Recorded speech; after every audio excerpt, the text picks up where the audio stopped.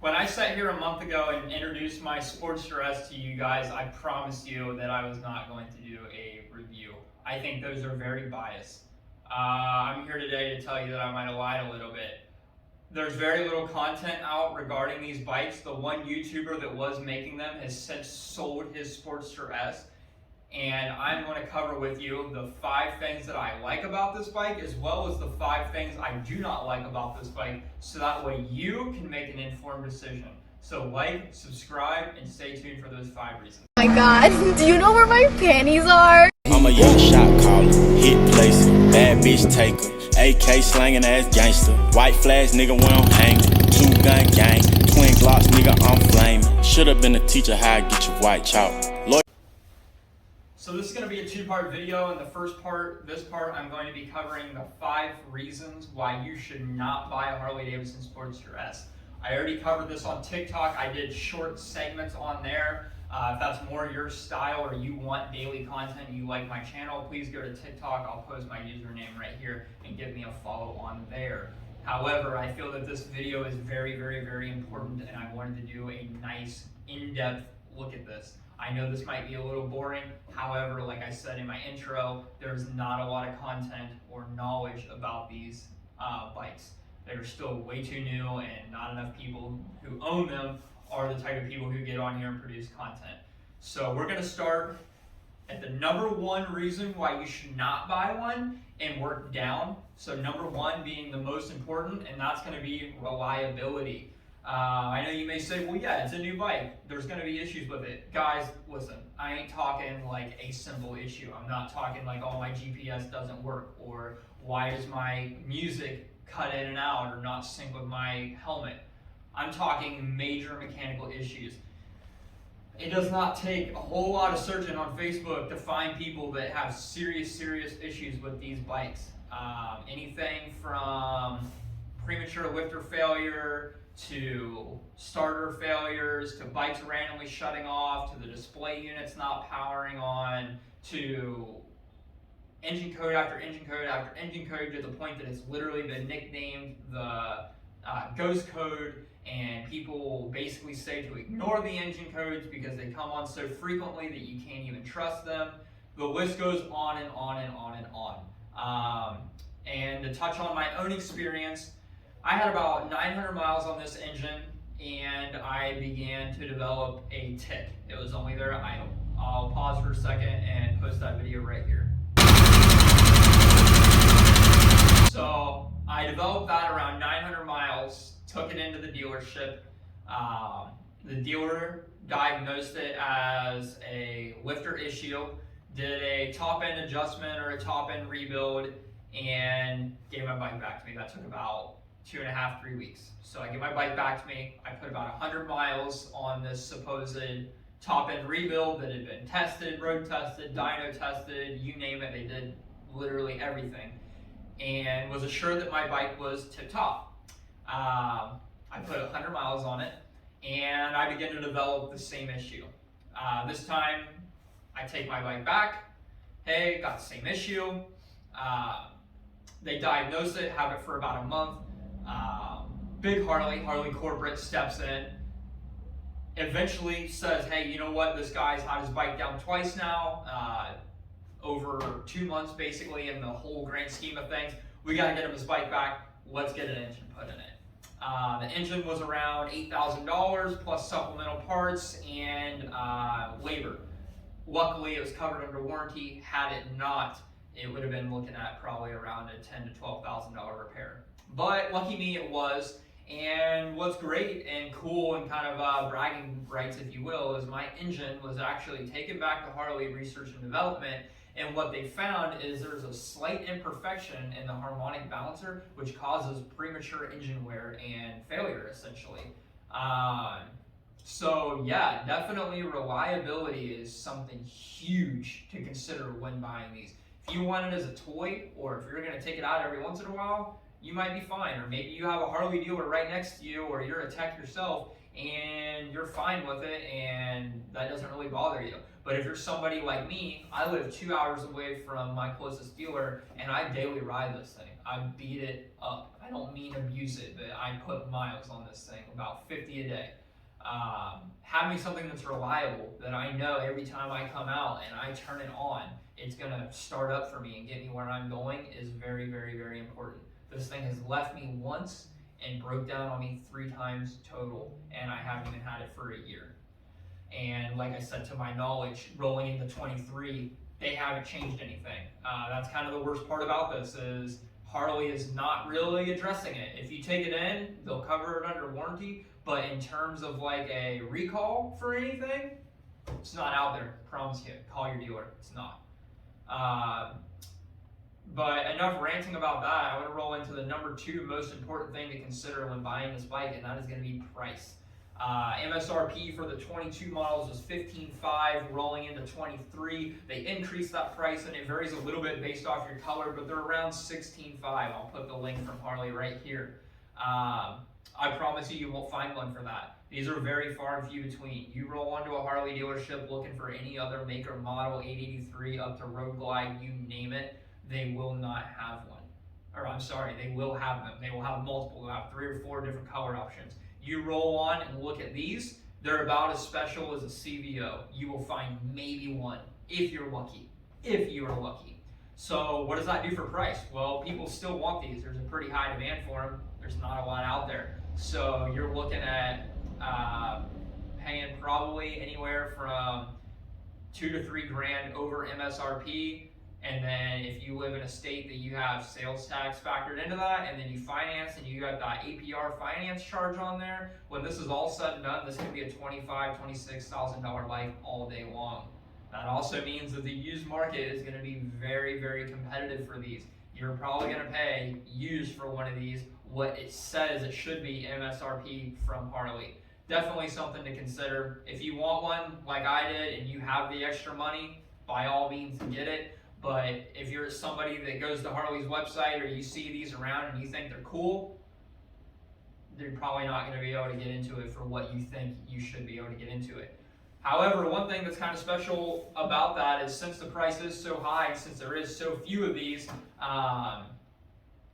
there's not a whole lot of them. So that's kind of cool. I'm somebody that kind of likes to have things that are unique and stuff, but that's a little side point, and that's all personal preference. Something I wanted to touch on real quick, kind of taking a step backwards into reliability, and this was a problem end of 21 and then rolling into the beginning of 22. I'm sure now it's kind of started to not be a problem, but if you live in a place that maybe there's not a super large Harley dealership, not all techs are certified to work on these. Obviously, there's new technology in these with the head units. They're obviously the new Revolution Max engine that's new to Harley. So I had the issue when I went to my dealer that there was only one tech in the dealership that was certified to work on these. But moving forward into the number 3 reason, and this is going to be comfort. We're kind of starting to get towards the end of the list now, and these are going to be things that are more personal biased and not necessarily something that everybody might care about. But this one's going to be comfort. I love this bike for short rides, which is what it was designed for ultimately. It's great. But I will tell you, there's virtually no suspension travel. I'm a spring chicken, and this suspension travel sucks. It hurts my back. You hit the smallest little pebble that you wouldn't even think about, you're feeling it all up through your spine. It puts you in a very aggressive, crouched over position. Great for carving canyons, great for zipping around the city, but when you get out and you hit the highway and you're like this all day long, you might as well be on a sport bike, honestly. Like, it's pretty rough. Reason why I put this middle though, and then towards the end, is what's great about Harley is they have a replacement for all of that. If you're willing to throw money at the issue, you can do it. You want mid controls, if you're willing to pay for it, they got them. They got at least 2 different types of bars right now. One is a reach bar, and then one's more of a tracker drag bar, which brings it up a little bit, but kind of straightens them out so you're still in like a more aggressive position. They have wind screens for the wind buffering. They have passenger seat accommodations. They have a cushion seat for the solo rider. So if you're wanting to do longer rides, the options are definitely there to kind of tailor the bike to you and what you want. However, as it comes from the dealer, it definitely isn't something that is the most comfortable to ride. And the reason why I want to put this in here is if you do a 15-20 minute test ride at the dealer, this may not be something that you definitely are like able to feel right off the bat. You may have to own this bike for a while and put a long couple days in the saddle before you finally come to that realization and figure it out. So I just definitely wanted to put that little in here. Take it for what you will. It's probably all going to depend on what you want to use the bike for. So the fourth thing that I have an issue with on this bike is going to be the head unit. Forever and always, Harley's always gone with the simple, pretty much like all mechanical, very bare bones readout on these bikes. And I give them kudos. They tried to step out. They tried to make something that has, I don't want to say they haven't done because it's been on the touring models, but they haven't had in these smaller displacement bikes. I mean, not even smaller displacement bikes. Basically, like fat bobbing down has always been bare bones mechanical. So they went with this TFT display. Beautiful. I absolutely love it. It is crystal clear. The features they have is amazing. It's great. If you guys want a little quick video, I can put it on TikTok or I can put it on here of me actually showing it and walking around and kind of going through some of the features it has. But a lot of those features like aren't usable. Like it has a map system, amazing, but it only works through Harley Davidson's app, and then it's not like a Google Maps or anything. It's literally a map system adopted by Harley. And half the time it doesn't work. That's not just me saying that. That's a very common issue, is that it really doesn't work at all. To the point that pretty much everybody I know that does any type of trips where they need like directions will still go and buy a phone case and use their phone. So it's like you're paying a little bit more for this upgraded display, but half the features they put in it doesn't work. The other thing that it has that is a little annoying is music. It's supposed to have a thing on here where you can play music, but again, you are syncing your phone up to it, playing music from your phone, which is cool. You can change it on like your hand controls, volume up and down, play, pause, you name it, answer phone calls.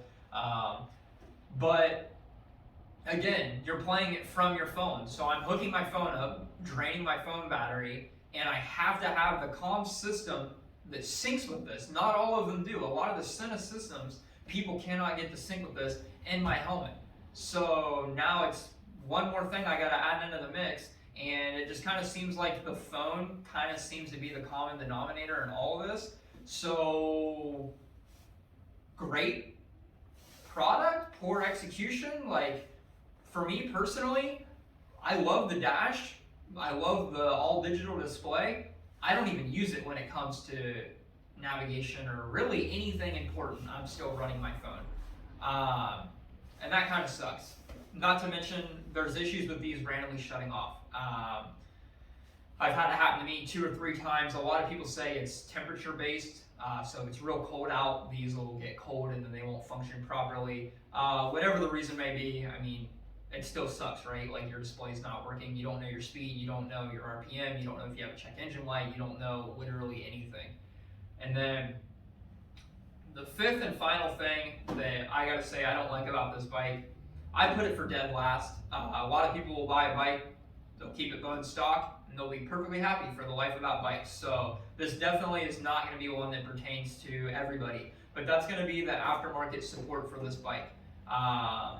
Performance parts, there's a couple of exhaust manufacturers out there that have something. Harley does not have an exhaust at this time. The only true engine modification I know of at this time is a intake through Eagle, Screaming Eagle. There's a couple options for handlebars. There isn't a quick shifter to my knowledge. The Pan America does have one. I don't know if it's able to work with this or not, but I know if you look at the fitment for it, it strictly says Pan America. So that's definitely something to consider. If you're one of those people that likes to buy a bike and you want that aftermarket support for it, it's not going to be there. especially if you're used to like a Sportster, the 883 or the 48, the older ones. You can get literally anything from freaking like scrambler kits to flat track kits to touring setups. That's just not really here for this bike yet. Now, I don't want to blame that on the bike. This is a new model. Obviously, anytime you have new engine, new bike, new everything, there's not going to be that aftermarket support for it. But if you're somebody who wants that, that is definitely something to consider before getting this. As at this time, January of 23, there is not a lot of stuff out here for this bike. That's about it, guys. Overall, I like this bike. I don't want it to scare you away. I do not want this video to be like, oh, well, he doesn't like it and he's trying to scare people away. That is not what this video is. There's a lot of things I like about this bike. I'm going to cover that in a separate video. However, I think the dislikes sometimes can be more important than the likes, so I want to get this video out there, especially since they're continuing this for the 2023 year. So if you liked it, please like and subscribe. Again, check out my TikTok. I post daily content on there. And you know what? If you guys have a Sporster S or if you're planning on getting one, drop a question down below. Drop your comments down below. I want to know what you guys like about your bike, what you dislike about it, or if you're looking into getting one, let me know what you guys want to see. Thanks, guys. I'll see you in the next one.